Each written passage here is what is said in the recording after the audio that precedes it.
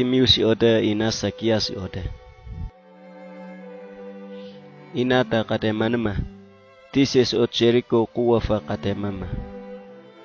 Ama hingona viknka fanko fanau yuwayan tavan napme. Ama I monima ma aku tumangkati. Ao kata kuwima ama hava fanau ta nuwau tatani.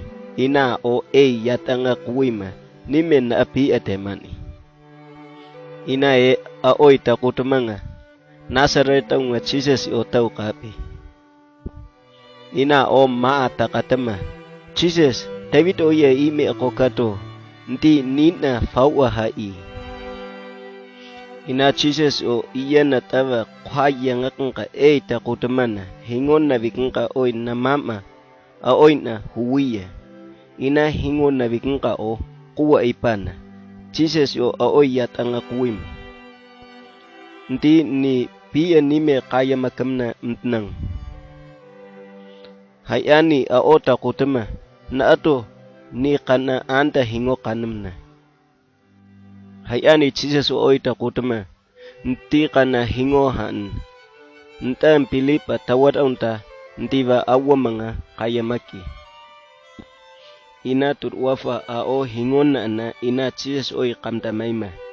Ina o ngkot oi takan nama kawyama. Hayani ama o kana ma hingon wanu. Nga fo ngkot oi takan nama kawyama. Ina Jesus o Jericho yam na uye. Ina Jericho nu yatap makuma. Ina katafi ama afangko kapmama kaya taka Sakias odi. Ama onga takisi kamama nga awai na mngenap me. Ina onga moni hava fangoti. Ina o Jesus oi hingo wanamna natangkama. Ta onga aok hengotana. Ina Sakias onga. Anga hingom wangka kima. Mapiyama. Aonga maa haukapun hengka. Ama hava aoi yaka patamanga. Haniyangka hetani Sakias onga. Tutu afa Jesus oi na kananuwa. Iya si komo nakakima. Ao hingo wanana ingama. Mapiyama. Aonga fan au pangkama.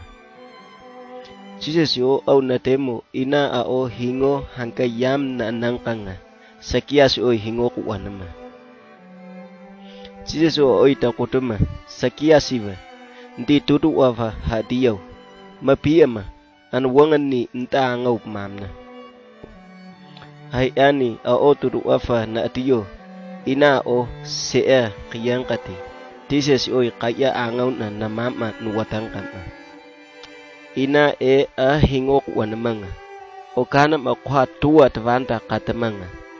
Aonga fanafana maa oda. Aoi angau menaku. Ina Sakias yo na tawa na oi takutuma.